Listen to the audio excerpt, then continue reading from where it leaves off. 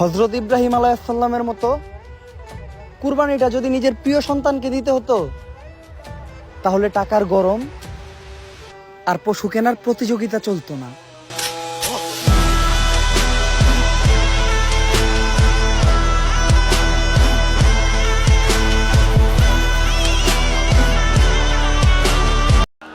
সারা দুনিয়াতে, দুনিয়ার বুকে নবী যখনই পেরেশান, নবীর মন খারাপ, আমি যেমনি মন ভালো করে দিয়েছি, আজকেও এই কিয়ামতের ময়দানে নবীকে এমন ঘোষণা শোনাবো, এই ঘোষণা শুনে আমার নবী খুশি হয়ে যাবে। চিল্লায় পড়তে হবে আল্লাহু আকবার।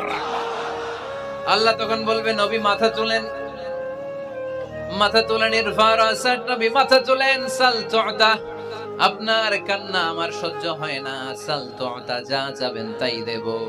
ইশফা তুশাফা, যার ব্যাপারে আপনি আজকে সুপারিশ করবেন তার জন্য আমি সুপারিশ কবুল করে নেব।